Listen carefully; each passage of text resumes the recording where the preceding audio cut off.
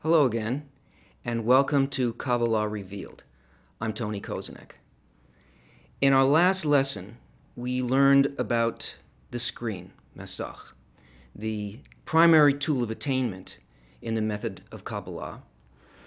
And just to sum it up quickly, the screen is an intention to receive in order to bestow to the Creator. That is, that we create, the creature creates in itself a quality, a similar quality to the quality that surrounds it, an inner quality that has a similarity of form, an equivalence of form, with the property, the attribute of bestowal outside of it. That is, its act of receiving becomes an act of giving.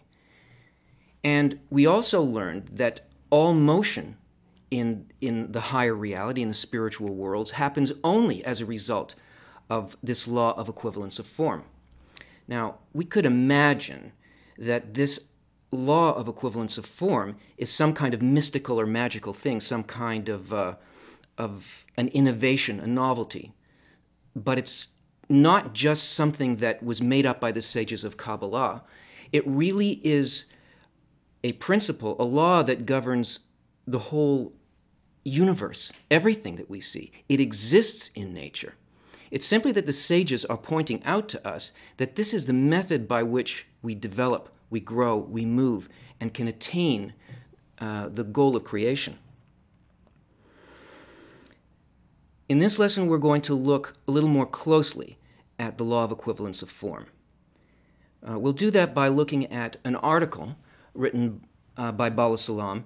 It's a piece of an article, actually. It comes from Matan Torah, or the giving of Torah, the giving of instruction by the light. And it's a section of it called the acting intelligence. What the Kabbalists said, that every person is obligated to comprehend the root of his soul, means that the creature's purpose, most desired and full of hope, is bonding with the Creator, as in the verse, and to bond with Him. And the sages interpret this as bonding with His attributes, just as He is compassionate, so you, and so on. He says here, every person is obligated to comprehend the root of his soul. In other words, it's not just that somebody makes a decision that they will bond with the root of their soul. It's that the entire system consists of a motion coming from the thought of creation, which moves a person to the point where they will comprehend the root of their soul. And the way in which the thought of creation, which is to create a creature and fill it with delight, the way it functions in the universe and in creation is expressed through the law of equivalence of form. That is, that all of nature works on this law, that there is a constant pressure in our environment and in every environment in the universe, and there is a constant force to equalize the inner pressure with the outer pressure and to come to a state of balance with it so that we come to a state of rest or comfort. And this is simply the law that is functioning all the time. You could think of Kabbala as the physics of the spiritual world. And so it points this out to us so that we can begin to perceive it and to work with it. But this law functions in the natural universe as well. And we can look at it through natural sciences. For instance, astrophysicists tell us that the material universe was initiated by a huge explosion, the Big Bang.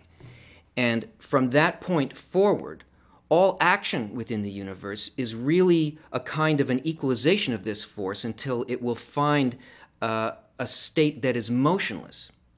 So all forces in the universe are working in such a way as to come into a balanced state.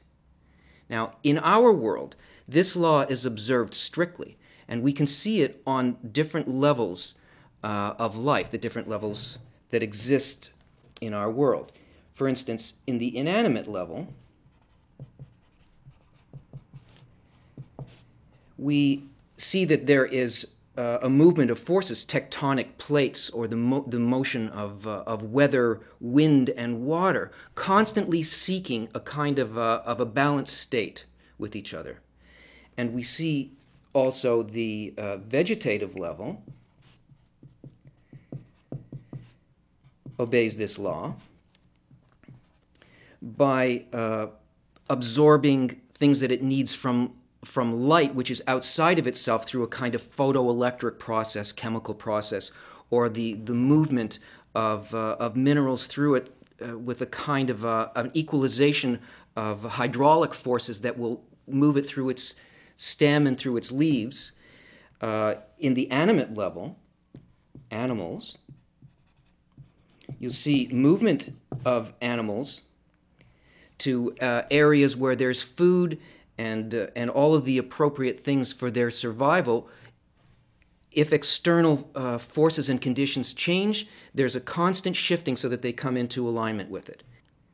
But on the human level, we don't keep this law of equivalence of form, because we don't live in an environment like the environment of the inanimate, vegetative, and animate level.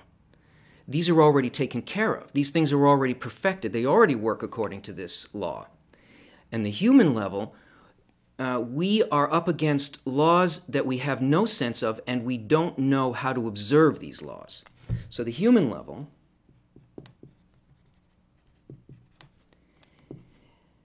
which is not the sort of intellectual and physical human animal, but the part of creation itself that is supposed to be connected to the upper forces, is not involved in the keeping of these physical expressions of equivalence of form, but must learn how to keep the law of equivalence of form in the spiritual world, which is its environment. Let's look at the environment that we actually do live in.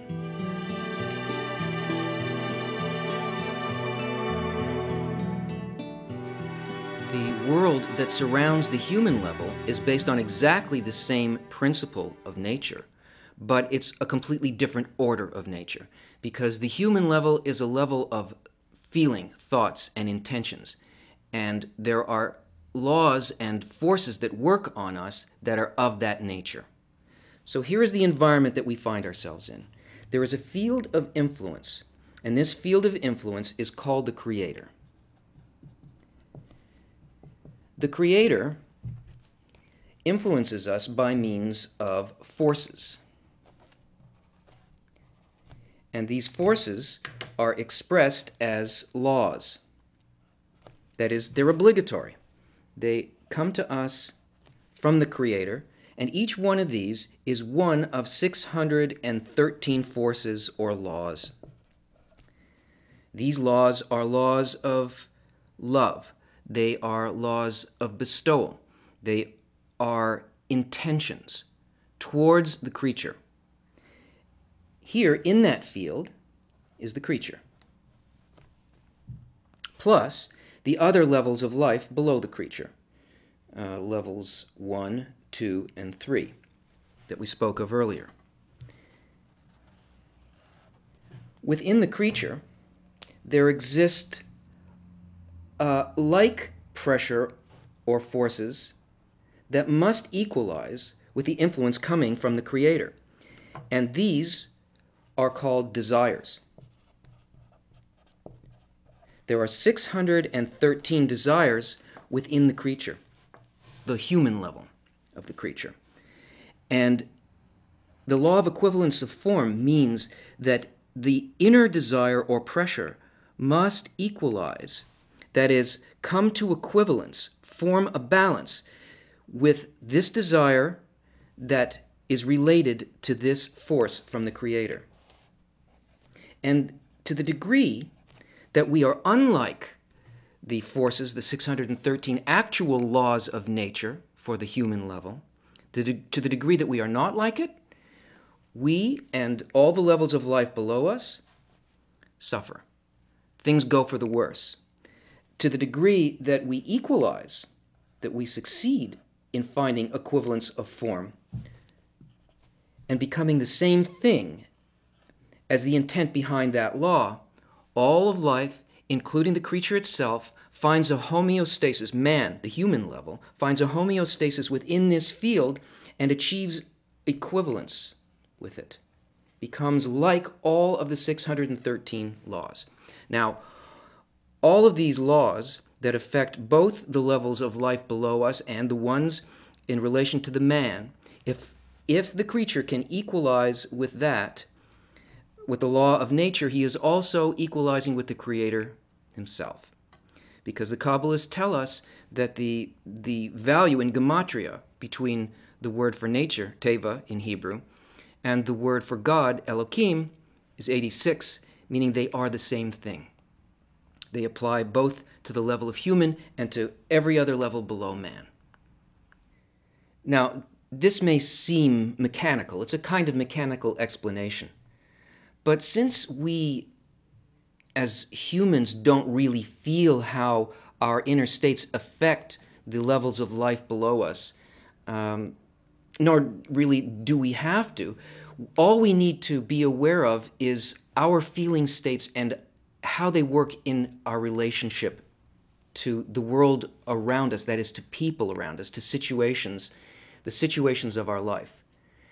And that's what the equalization of the inner pressure of the desire and the outer pressure of a law is really about. We learned that in the story of the guest and the host, that the way in which we can perceive what these laws are and to equalize with them is to be concerned not with the gift, that is, the event itself, but with the giver. What is the thought behind the event and the circumstances that we find ourselves in at any given time, and what is our attitude towards that? It seems like a very difficult thing to do, but that process of how we can sense that already exists in nature, and we merely have to learn to observe that, how that operates, and to do it.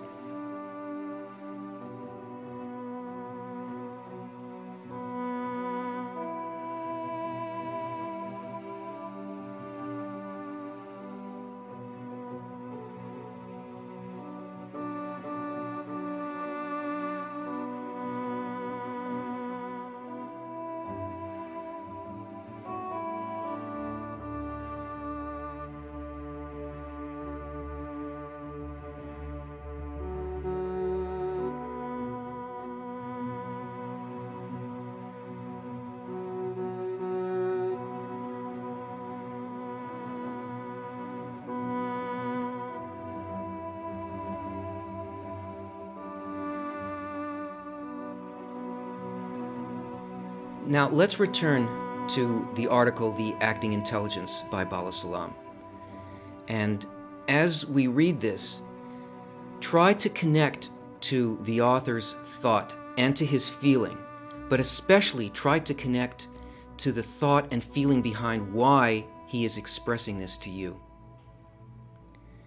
The acting intelligence. I will explain by way of an illustration.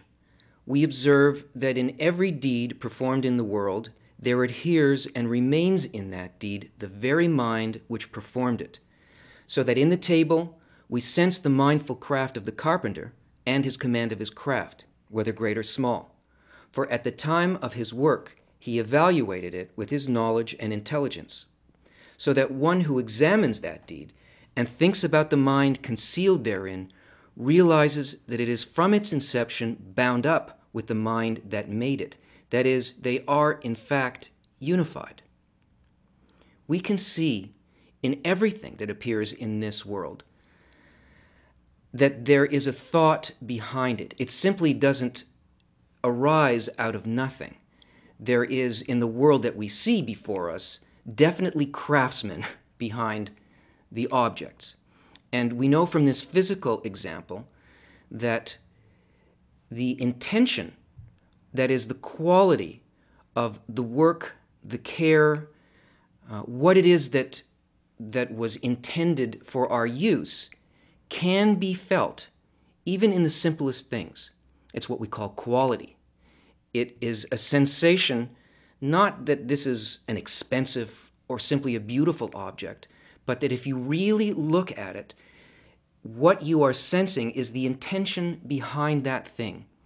The quality of the mind, the quality of the desire to give an object or a circumstance of beauty to us. And we may look at a physical object and perhaps we will be blinded by its opaque quality.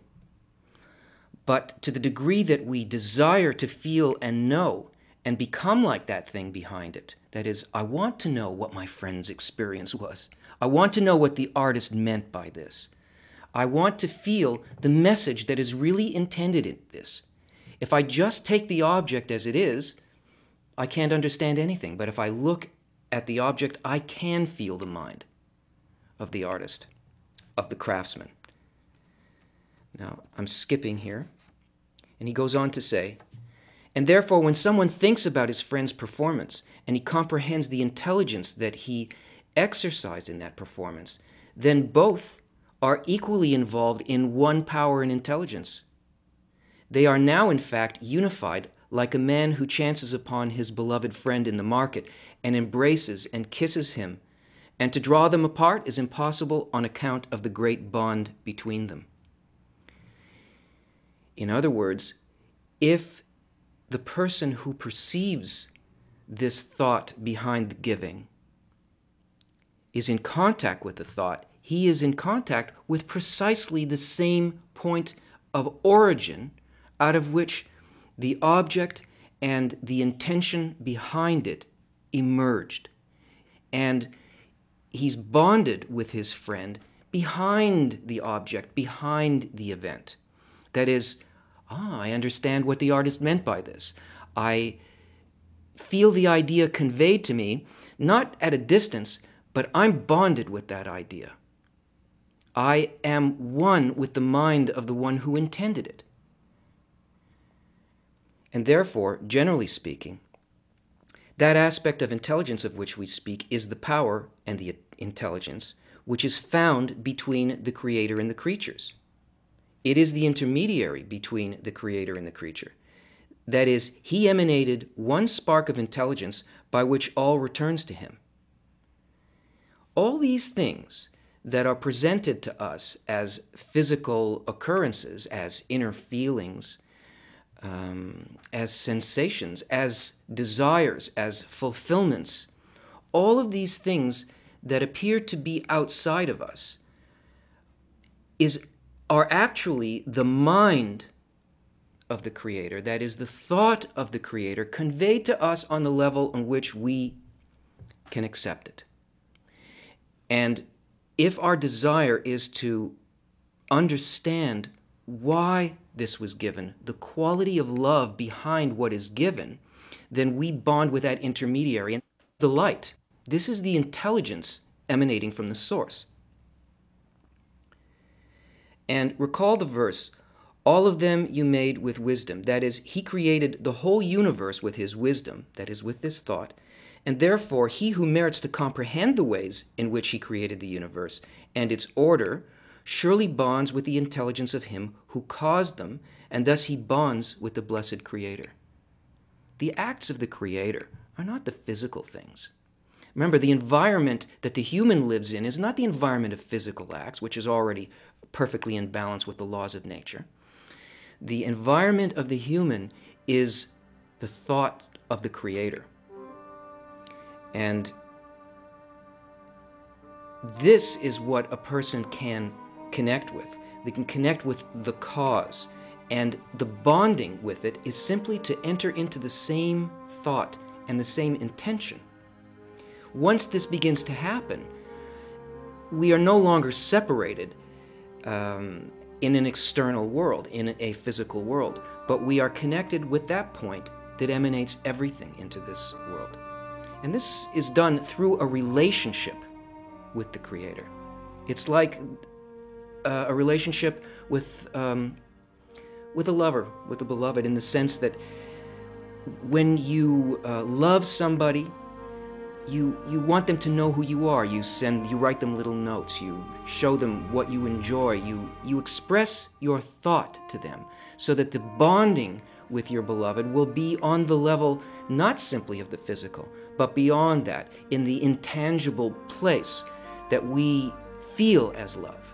So these constant events that evolve in our lives are like notes of love, a beckoning on the part of the Creator to come to Him. And our desire to respond to that call is likewise from a place and a feeling to want to know our beloved in that way. And this is the secret of the Torah. It is that all the creations of the Creator that appertain to or can be comprehended by the creatures, that means everything that was created, every single expression that exists in creation is only the expression of the Creator and is aimed specifically at this call to the creature. It's all accessible to the creature. Every single bit of it is supposed to be known by the creature. In other words, the worlds were created for man. And with this, we understand why the Creator showed us the tool of His craft. Are we in need to create worlds? Rather, from what we said above, it is clear that the Creator showed us His orders so that we would know how to bond with Him, which is the fulfillment of to bond with His attributes. Why does an artist show us his work? It is so his perception, his inner feeling, and his attitude will be accessible to us. And though right now we don't understand how worlds are created, through the connection with the thought of the Creator, we can rise to know all of His laws, all of the ways in which everything that we see before us comes about. That is, why it's there, for what purpose it's there. And this reciprocal sensation of thought and intention is the way in which the law of equivalence of form is expressed on the human level. It's the balance between the inner desire to know, to be filled with pleasure, and the actual pleasure that exists, the only pleasure that exists, which is the knowledge of the thought of the Creator. And this system is built perfectly to create the desire that will allow a person to come into this balance. Join us again.